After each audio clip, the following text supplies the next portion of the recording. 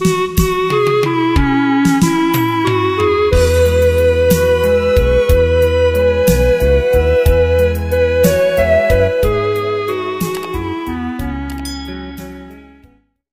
với tôi nôn thế nè, mai cái tôi nó nè, họ tôi chú nói cho tôi nó, ta chỉ mà tôi chú bàn chơi chơi tôi nó nè, chú bàn đề nó nè, bàn chơi tôi nó, tôi nó nè, chơi nó ta cho nó nè, tôi biết nôn chơi chơi nó nè, được cơ, chơi tôi nhớ nó có nó chơi chơi, ôi dồi, nhớ cổ nha, rất đẹp, cũng rất phải tâm trí, tôi nó to với tôi nó hết ta chỉ mà cho nó mê. Nó thì nó lo rồi. Xin lỗi à. Bây giờ nó nôn chơi vẫn nó cho tụi con tốt đầu ha. có đợi thêm mà,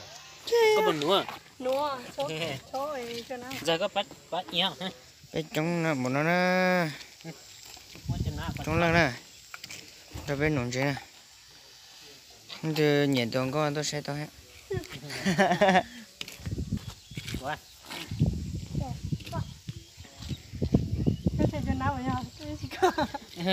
Vừa chỉ chết chán của em, tôi chân đâu cũng nó tao cũng rất tệ chết chán của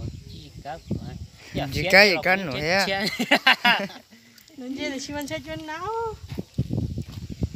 cũng tôi một chừng có tôi nó chót rồi cũng ta lý ra gì cũng mà ở tôi nó chuyện này chót rồi cũng ra cái mà cho nó mệt rồi à tôi cho nó lo không tụi bệnh giờ kia đầu rút lại mà thì xuân sang nè thì nó chỉ cho tụi con nôn chế thế nào ô quên nôn chế đan đan nên thì chỉ cho nó tôi tụi nhỏ con nó mặc thế này chỗ ăn nó tàn thọ nó muốn đây đủ lối cho ăn nó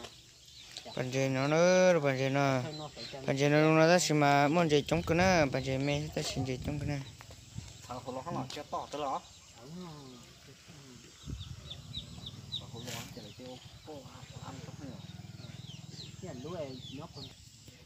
nó nè thì nó to với tôi nói tôi biết nó ăn đen đã lo ngay tôi thì cái chuyệnแต่ไปลูกอันเด่นพอนะไปถึงต้นไปอันเด่นก็คนดังให้ปฐมเลยจ้ะ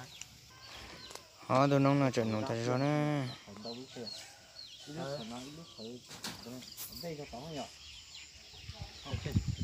nó sẽ chơi muốn chỉ tọt cắn